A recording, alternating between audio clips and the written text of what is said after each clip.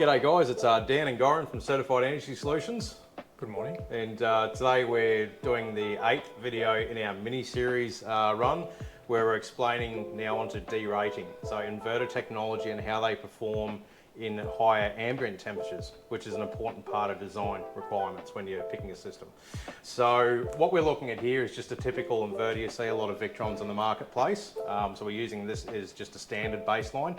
Keeping in mind, it's not just Victron, it's every manufacturer in the market, no matter what the brand is, they are all susceptible to derating. Now, what we're looking at here is an inverter that's rated for 10,000 watts, but realistically, this inverter, the 10,000 watts, it'll do that for a matter of minutes, but then it's going to drop down at an ambient temperature of 25 degrees to 8,000 watts continuous. Then we've got another drop again as soon as the temperature gets to 40 degrees ambient, where it's actually going to drop down another 1,000 watts to 7,000 watts.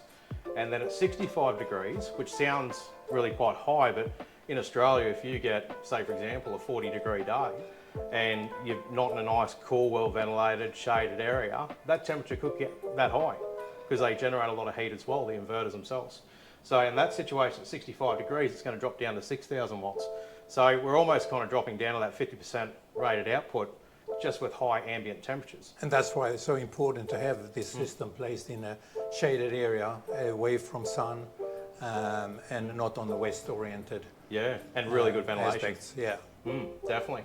And you know, this same inverter as well, like every other manufacturer in the industry, is going to have a surge rating, which allows the system to put out substantially higher than 10,000 watts for a limited amount of time. So you might find with the Victron, the 10 kilowatt units, they've got an 18,000 watt surge rating, and that surge rating will kind of hit up there for about 60 seconds and then it starts dropping down as it's generating more heat, and then it needs to ramp that output down.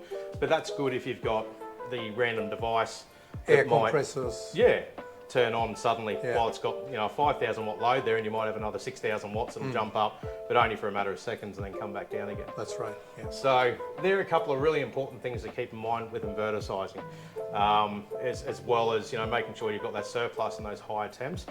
There are ways to combat this, and that's by temperature control. A few manufacturers out there like Red Earth Energy Storage, they actually have a large product called 𝐏𝐚𝐫𝐭.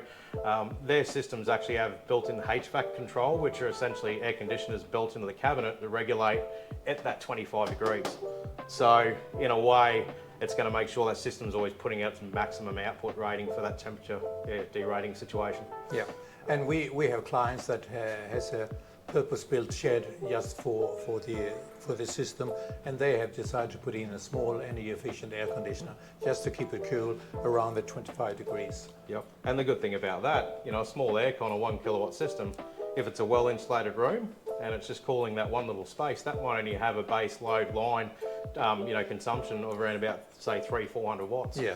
So it's not going to take much away from the system as far as its capacity, but it's going to maximise its rated output. Absolutely. Yep. So another way to do it with temperature regulation. That's right.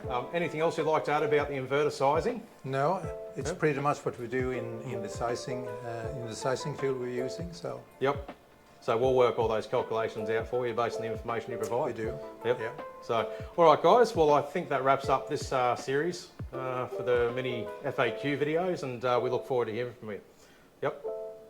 All done. Catch up later. Cheers, guys. Cheers.